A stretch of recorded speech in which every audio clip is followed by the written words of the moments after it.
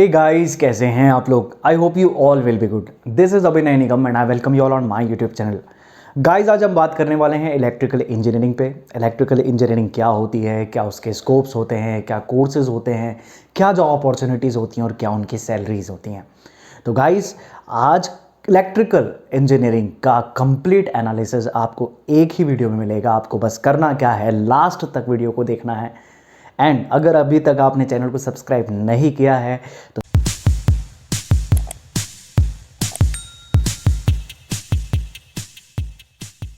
आइए अब समझते हैं इलेक्ट्रिकल इंजीनियरिंग को। गाइस, अगर हम ये कह दें कि कोई ऐसा इंजीनियर जो साइंटिस्ट हो या इलेक्ट्रिशियन हो या कंप्यूटर प्रोग्रामर हो या कोई अदर इंजीनियर हो, इस पर सर्विलेंस रखे, इस पर देखरेख रखे, तो वो इंजीनियर अपने आप में कंट्रोल इंजीनियर या इलेक्ट्रिकल इंजीनियर ही कहलाता है। गाइस, इलेक्ट्रिकल इंजीनियर का काम बहुत ज़्यादा जिम्मेदारी भरा, जोखिम भरा होता है और उसे सावधानी से अपने इलेक्ट्रिकल इंजीनियरिंग को अप्लाई करना होता है। क्यों?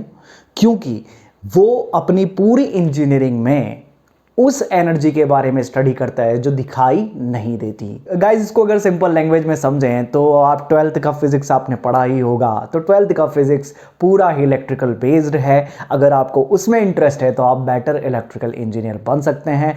हमें केवल इस फील्ड से रिलेटेड टेक्नोलॉजी, क्या इंस्ट्रूमेंट्स, क्या टूल्स, इसमें क्या प्रिंसिपल्स यूज होते हैं, कैसे हम लोग किसी एक इलेक्ट्रिक चार्ज को एक जगह से दूसरी जगह पर ले जाते हैं और उसमें जो जो भी चीज़ें इन्वॉल्व होती हैं, उन सभी के बारे में हमको डिटेल्ड स्टडी करनी होती है। इन शॉर्ट, फिजिक्स जो 12th का है उसे बहुत ज़्यादा डिटेल में पढ़ना, हर चीज़ों को समझना और उसको टेक्नोलॉजी से जोड़ करके देखना, ये इलेक्ट्रिकल इंजीनियरिंग में आता है। गाइस, 2010-11 की फ्लोरिडा स्टेट यूनिवर्सिटी की अपनी रिपोर्ट में इलेक्ट्रिकल इंजीनियर को टॉप रैंकिंग पे रखा गया, जिसकी सालाना सैलरी डॉलर्स में 60,000 से 60,800 मानी गई। This is an international data, but if we are focused on India तो एंटरप्रेन्योर्स या डाटा डिजिटाइजेशन एंड नेटवर्किंग में गवर्नमेंट ऑफ इंडिया का जितना इंटरेस्ट दिख रहा है, उससे ये चीज़ बड़ी कंफर्म है कि एक इलेक्ट्रिकल इंजीनियर को नेटवर्क और संचार के क्षेत्र में काफ़ी ज़्यादा अपॉर्चुनिटीज़ मिलने वाली हैं। गाइस, किसी भी इंजीनियरिंग सर्विसेज को कंट्रोल अगर आपको करना है तो वो इलेक्ट्रिकल इंजीनियर ही कर सकता है, क्योंकि उसके हाथ में कंट्रोल होता है, सर्विलेंस होता है, तो अपॉर्चुनिटीज़ काफ़ी अच्छी होती हैं। गाइस, अब हम बात करते हैं स्कोप्स की। Scope is directly proportional to its field. ये एक बेसिक फंडामेंटल है। तो अगर आप फील्ड के बारे में जान गए तो आप उससे रिलेटेड सब्जेक्ट्स के बारे में जान जाएंगे, आप उससे रिलेटेड स्कोप्स के बारे में भी जान जाएंगे। इलेक्ट्रिकल इंजीनियरिंग केवल ये नहीं है कि एक दुकान पर आप गए और टीवी या रेडियो सुधारने की बात आपके दिमाग में आ गई कि वो इलेक्ट्रिकल इंजीनियर का काम है। नहीं गाइस, ये इतनी छोटी फील्ड नहीं है। इलेक्ट्रॉनिक्स को जो फोकस करती है, automotive, aerospace, power generation, telecoms, railway, oil and gas, इन सब को जो फोकस करती है वो इलेक्ट्रिकल इंजीनियरिंग फील्ड है। डिटेल्ड में अगर आप बात करोगे तो power generation, distribution and transmission, radio, television, electronic circuit, GPS technology, HVAC system, space travel controlling system, space technology, ये सभी इलेक्ट्रिकल इंजीनियरिंग में आती है। केवल और केवल ये कह दें कि फैब्रिकेशन प्लांट में ही इलेक्ट्रिकल इंजीनियर काम करता है या माइनिंग्स में ही इलेक्ट्रिकल इंजीनियर काम करता है या फिर कॉरपोरेट कंसल्टेशन डिपार्टमेंट में ही उसकी ज़रूरत है, ऐसा नहीं है। साइंटिस्ट की बात कर लें, इलेक्ट्रिशियन की बात कर लें, कंप्यूटर प्रोग्रामर्स की बात कर लें या कोई भी अदर इंजीनियर्स की बात कर लें, इन सब की देख रेख एक इलेक्ट्रिकल इंजीनियर करता है, क्योंकि उसके पास में कंट्रोल पावर है। आज दुनिया भर की मशीनरीज आप देखते हो, सुनते हो, पर उसे आप चालू, उसे आप कंट्रोल केवल इलेक्ट्रॉनिक्स या इलेक्ट्रिकल की मदद से ही कर सकते हो।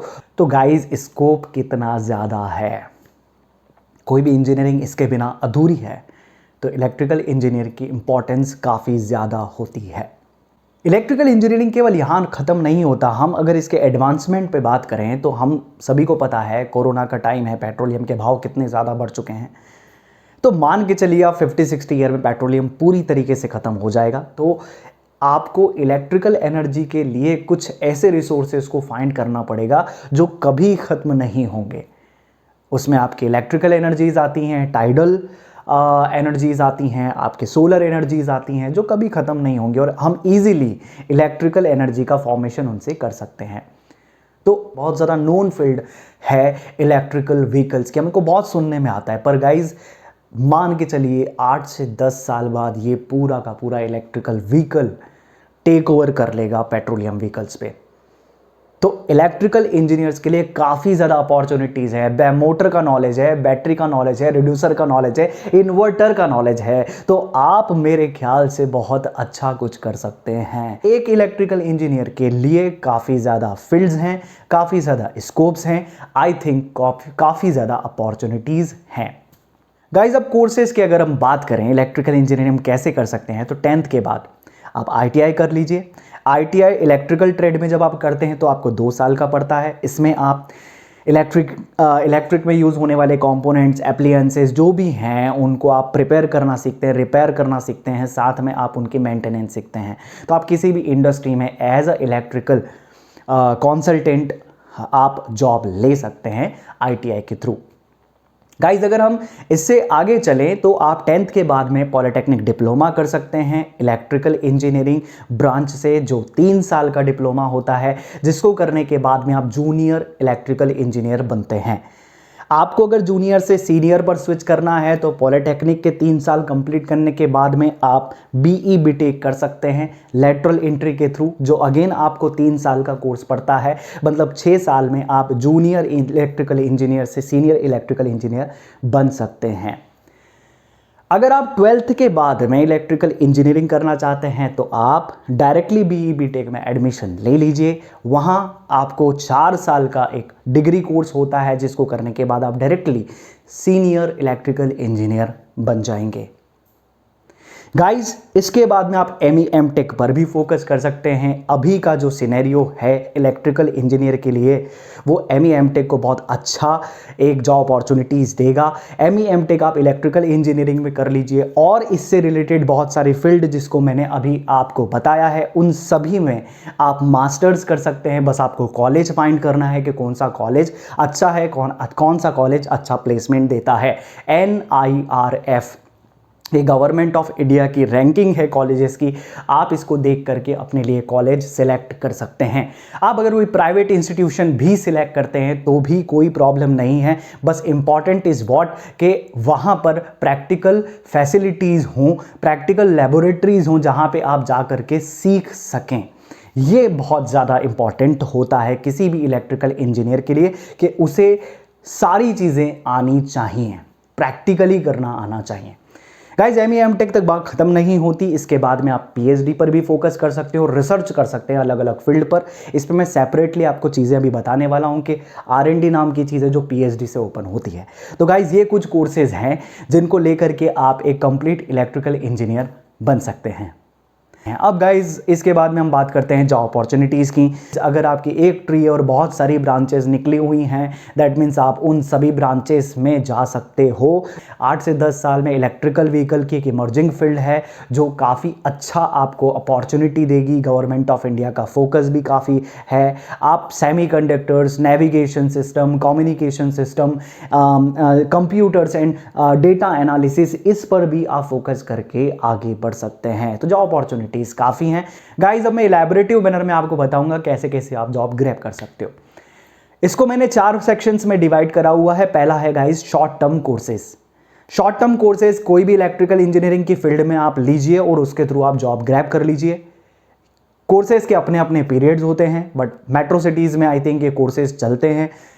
आपको कोर्सेज के लिए एक सजेशन ये है कि पहले तो आपको जिस इंस्टीट्यूशन में वो कोर्स हो रहा है उसके बारे में आप कंप्लीट नॉलेज लीजिए। अगर वो जॉब असिस्टेंस प्रोवाइड कर रहे हैं तो वहाँ के किसी स्टूडेंट से जो ऑलरेडी जॉब ले चुके हैं उनसे बात करिए, उनसे समझिए कि एग्जैक्टली वो फ्रॉड तो नहीं कर रहे हैं, क्या प्रॉपर जॉब आपको दिलवाई जाती है उस इंस्टीट्यूशन से या वो कोर्स करने के बाद। ये नॉलेज आपको पूरी तरीके से लेना होगा और उसके बाद में आप शॉर्ट टर्म कोर्स कर सकते हैं। गाइज अगर आप इसको नहीं करते तो प्राइवेट जॉब्स की बात करते हैं। प्राइवेट जॉब्स में यूजुअली लेस देन 1% आपका बहुत बहुत ज़्यादा अच्छा जो है वो पैकेज लगता है। पर वही है कि प्लेसमेंट्स की अगर अपन बात करेंगे कॉलेज प्लेसमेंट की, तो जो भी कंपनीज आएंगी उसमें आपको अच्छा परफॉर्मेंस रिटर्न में और इंटरव्यू में करना होगा, जिसके कारण आपकी ऑलमोस्ट जो सैलरीज होती हैं वो लगभग 20,000 से चालू होकर के आगे बढ़ेंगी। गाइज इसमें एक चीज़ ये है कि एक इलेक्ट्रिकल इंजीनियर की सैलरी लगातार बढ़ती है जैसे जैसे उसका नॉलेज, जैसे जैसे उसका एक्सपीरियंस बढ़ता है। तो आपका अगर रेफरेंस है और आप जॉब प्लेसमेंट्स पे जाते हैं तो इंटरव्यूअर अपने स्किल से आप इजीली प्राइवेट जॉब्स को ले सकते हैं, जिसकी सैलरी ऑलमोस्ट 20,000 से चालू होगी। बहुत ज़्यादा अगर कंपनी अच्छी नहीं है तो 10-12 हज़ार से भी वो चीज़ें चालू होती हैं, बट 5 से 10 साल में आप अपने आप को अच्छी पोजीशन पे देख पाओगे। गाइज अगर गवर्नमेंट जॉब्स की बात करें तो इनको मैं 2 पार्ट में डिवाइड करूंगा, एक करूंगा टेक्निकल, एक करूंगा नॉन टेक्निकल। टेक्निकल की अगर हम बात करें तो आप गेट के थ्रू पीएसयू में इंटर हो सकते हैं। इसके पर्क्स, सैलरी बहुत मज़ेदार हैं, अलग हैं। मैंने सेपरेट मैकेनिकल और सिविल में बहुत ही डिटेल में बताया है, डिस्क्रिप्शन में मैं लिंक शेयर कर दूंगा, आप उसको देखें। इलेक्ट्रिकल, सिविल और मैकेनिकल के लिए कोई अलग अलग सैलरी पैकेज नहीं होते हैं। जब आप गेट के थ्रू जाते हैं इक्विवेलेंसी मेंटेन करते हैं वो लोग, और वही पर्क्स और वही सैलरी आपको इलेक्ट्रिकल इंजीनियरिंग में दी जाती है। एक चीज़ बहुत क्लियर कर दूँ, मैकेनिकल सिविल से ज़्यादा अपॉर्चुनिटीज़ पीएसयू में इलेक्ट्रिकल्स के लिए होती हैं। तो अगेन गेट के थ्रू आप पीएसयू फोकस कर लीजिए। कुछ पीएसयूज ऐसी होती हैं जो सेपरेट एग्जाम्स कंडक्ट करवाती हैं, आप उसको जाइए, क्रैक करिए, इंटरव्यू क्रैक करिए, इजीली आप पीएसयू में एंटर हो सकते हैं। यूपीएससी की आप एग्जाम दीजिए, वो भी टेक्निकल होती हैं, उसका भी बहुत अच्छा ईएसई पर आप जा सकते हैं, इंजीनियरिंग सर्विसेज पर। वो लिंक मैं आपको शेयर कर रहा हूँ, आप बराबर जा करके देखिएगा। एसएससी जेई इसको आप लोग फोकस कर सकते हैं, डिफेंस को आप फोकस कर सकते हैं, आरआरबी जेई को आप फोकस कर सकते हो। तो ये जितनी भी एग्जाम है, इसरो, डीआरडीओ, इन सब की एग्जाम्स या तो सेपरेटली कंडक्ट होती है या फिर गेट के थ्रू अच्छा स्कोर करने के बाद में आप इन एग्जाम्स पर क्रैक कर सकते हो और इन कंपनीज में जा सकते हो। गाइज एक चीज़ और आपको क्लियर कर दूं कि जब आप एग्जाम्स को देते हैं तो कुछ एज लिमिट्स होती हैं। जनरल वालों के लिए कहीं कहीं वो 19 से लेकर लास्ट जो होता है वो 28 एज होती है, जिसमें ओबीसी को 3 इयर्स का और एससी एसटी को 5 इयर्स का एक्सटेंशन मिलता है। या अगर ऐसा नहीं हुआ तो 21 से 30 ऐसी कुछ एज होती है जनरल वालों के लिए, और अगेन ओबीसी को 3 इयर्स का और एससी एसटी को 5 ईयर का एक्सटेंशन मिलता है किसी गवर्नमेंट जॉब्स के लिए। ये तो टेक्निकल थी। अब नॉन टेक्निकल्स की अगर हम बात करें तो एनटीपीसी, एसएससी, सीजीएल आपके पास में होती हैं। स्टेट गवर्नमेंट्स की भी बहुत सारी नॉन टेक्निकल एग्जाम है। आईबीपीएस बैंक की आपके पास में एग्जाम्स है जिसको आप फोकस करके आप जा सकते हैं नॉन टेक्निकल गवर्नमेंट में। गाइस जो फोर्थ है वो है आरएनडी, रिसर्च एंड डेवलपमेंट। आप सेंट्रल गवर्नमेंट की बात कर लें, स्टेट गवर्नमेंट की बात कर लें, कोई इंस्टीट्यूशन, कोई कंपनीज की बात कर लें, ये सभी लोग एक फंड को अलग से निकाल रहे हैं, फेलोशिप प्रोवाइड कर रहे हैं ग्रेजुएट्स को कि वो कुछ नया करें किसी पर्टिकुलर फील्ड में, नैनो टेक्नोलॉजी में, माइक्रो प्रोसेसर, कहीं पर भी कुछ नया करें, कुछ नई फाइंड करें, कुछ नया किसी भी क्षेत्र में करें। चाहे वो डिस्ट्रीब्यूशन ग्रिड सिस्टम्स हो, चाहे स्मार्ट ग्रिड्स हो, चाहे नॉन कन्वेंशनल सिस्टम हो, ऑल्टरनेटिव एनर्जीज के सेक्टर हो, extraction of oil and gas हो, समुद्र में से ऑयल एंड गैस को बाहर निकालना, कोई नई चीज़, नई खोज आप अगर कर पाते हैं, इसके लिए masters, ME, MTech and PhD का होना आपके लिए बहुत ज़्यादा ज़रूरी है। अगर आप इसमें बहुत कुछ अच्छा बढ़िया प्रोजेक्ट करते हैं, कुछ इनोवेटिव, कुछ क्रिएटिव अगर आप हैं, तो मेरे ख्याल से ये फील्ड आपके लिए बहुत ज़बरदस्त है।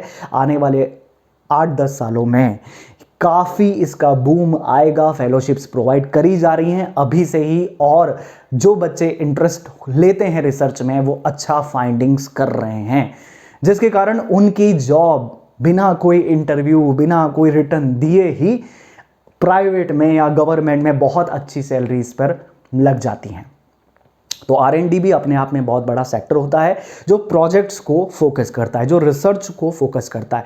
इसलिए कहते हैं कि इलेक्ट्रिकल इंजीनियरिंग के लिए बहुत ज़्यादा ज़रूरी है कि जब उनके कॉलेज में, करिकुलम में कोई प्रोजेक्ट बनाया जाता है, उनको उस प्रोजेक्ट को बहुत सीरियसली लेना है और कोई नई चीज़ फाइंड करके देनी है, कोई नया सिस्टम बना करके उनको देना चाहिए। ताकि डायरेक्टली उनको कुछ ना कुछ अच्छा मिले, और मिलता है दोस्तों। तो ये थी जॉब अपॉर्चुनिटीज़ जो अपने आप में काफ़ी अच्छी हैं। अब सैलरी की हम लोग बात करते हैं। तो गाइज़ अगर आप PSU को टारगेट कर रहे हैं तो 68 से चालू होती है, और पोस्ट के अकॉर्डिंग शायद 1 लाख भी पर मंथ भी होती है। आप अगर DRDO को फोकस कर रहे हैं तो इनिशियल सैलरी अराउंड 50,000 समथिंग होती है, फैसिलिटीज़ ऑब्वियसली अलग होती हैं। इसरो को टारगेट कर रहे हैं तो अराउंड 50-60,000 समथिंग चालू होती हैं और आगे बढ़ती जाती हैं। जेई की बात करें 30-40 से स्टार्ट होती हैं, आगे बढ़ती हैं। AE से चालू करें 40-50 से स्टार्ट होती हैं, आगे बढ़ती जाती हैं। तो किसी भी UPSC को टारगेट कर रहे हो 70-80,000 मिनिमम है। और प्राइवेट जॉब्स की अगर बात करो तो वो भी अगर अच्छी कंपनीज़ हैं तो 20 से स्टार्ट करेंगे, 20-25 से। और अगेन एक्सपीरियंस बहुत ज़्यादा इम्पॉर्टेंट है, तो बढ़ती जाएंगी आपकी सैलरी। तो ये है कुछ पूरा का पूरा कंप्लीट पैकेज किसी भी इलेक्ट्रिकल इंजीनियरिंग के लिए। आई थिंक आपको समझ में आया होगा इलेक्ट्रिकल इंजीनियरिंग में क्या क्या चीज़ें होती हैं। अब सेलेक्ट आपको करना है mechanical, civil, computer science, electrical. ये अपने आप में ट्रेंडी हैं ब्रांचेस जो बहुत ज़्यादा देखी सुनी जाती हैं। इसमें से आपको क्या लेना है, आपको सेलेक्ट करना है। सारी चीज़ें आपके पास में मैंने रख दी हैं, तो आप सिलेक्ट करिए आपको कौन सी ब्रांच लेनी है। गाइज अगर लेक्चर इन्फॉर्मेटिव लगा है, आपको कुछ सीखने को मिल रहा है, डिफरेंसेस कर पा रहे हैं ब्रांचेस के बीच में, तो लाइक बटन को ज़रूर क्लिक करिएगा। अगर कोई डाउट हो, कुछ पूछना चाहते हो, कमेंट करिएगा, मैं अवेलेबल हूँ। मिलते हैं नेक्स्ट वीडियो में, तब तक के लिए जय हिंद, वंदे मातरम।